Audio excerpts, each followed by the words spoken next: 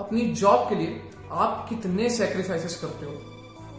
आप में से बहुत सारे लोग अपना स्टेट छोड़कर किसी दूसरे स्टेट में जाकर जॉब करते हो।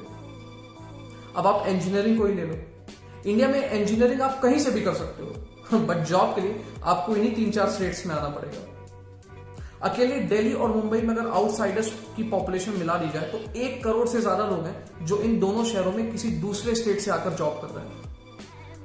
और अगर आप भी अपना होम स्टेट छोड़कर किसी दूसरे स्टेट में जाकर जॉब कर रहे हैं तो अपने आप को अकेला मत मानिए। आपके साथ इंडिया में एटलीस्ट 5 करोड़ और लोग भी हैं।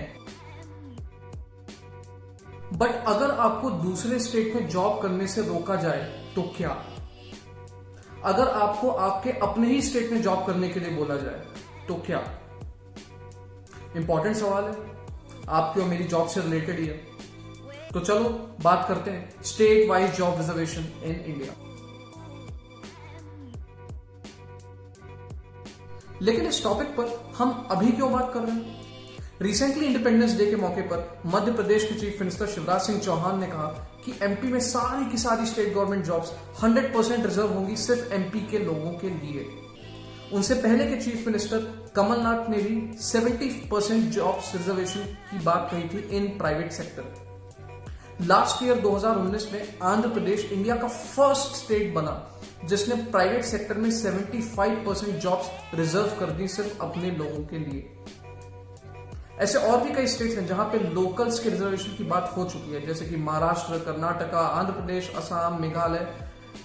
And this is a serious trend. इसमें बहुत सारी प्रॉब्लम्स हैं। आइए एक एक करके सारी प्रॉब्लम्स से बात करते हैं।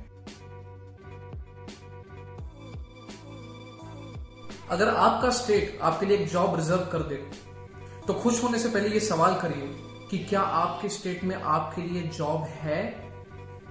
याद रखिए, इंडिया में टैलेंट हर स्टेट में, लेकिन अपॉर्चुनिटीज हर स्टेट में नहीं।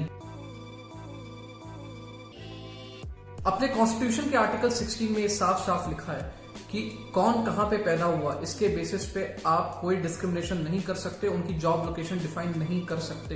इसका मतलब है कि अगर आप एमपी में पैदा हुए तो कोई आपसे नहीं कह सकता कि आप एमपी में ही रहो जॉब करने के लिए या महाराष्ट्र जाके आप जॉब नहीं करो। लेकिन इसका एक एक्सेप्शन भी है।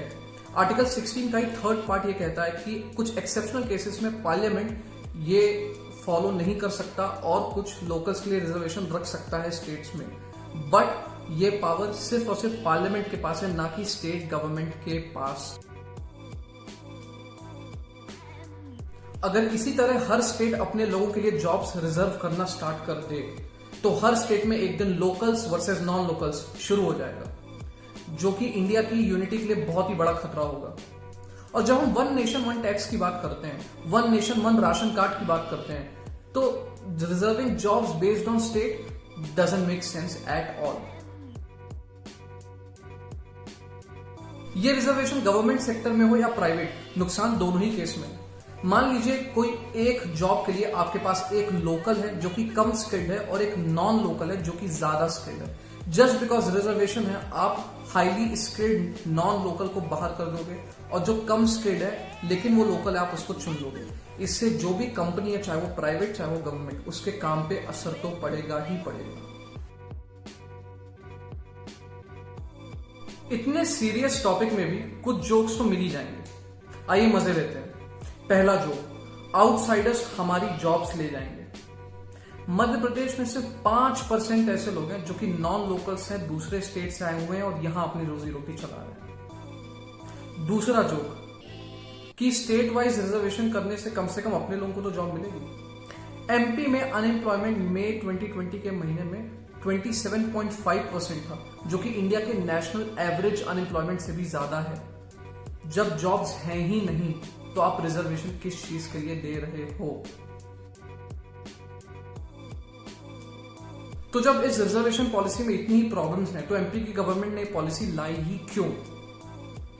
इसका आंसर तो एमपी के चीफ मिनिस्टर शिवराज सिंह चौहान ही दे सकते हैं। बट गेस करना आपके लिए और मेरे लिए इतना मुश्किल काम नहीं है।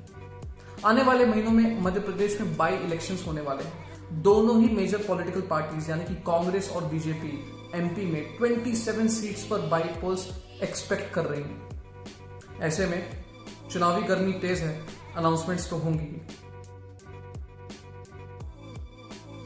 अगर इंडिया का हर स्टेट अपने लोकल्स के लिए जॉब्स रिजर्व करना स्टार्ट कर दे तो हमारा देश 500 साल पीछे चला जाएगा, जहां पे इंडिया में कई सारे स्टेट्स थे जिनके कई सारे प्रिंसेस थे जो अपने अपने तरीके से हर स्टेट को रूल करते थे। हाल ही में 2 अलग अलग मौकों पे इलाहाबाद हाई कोर्ट और देश के सुप्रीम कोर्ट ने भी ऐसे निर्णय लेने वाले स्टेट्स को वार्न किया है, उनके निर्णय को खारिज किया है।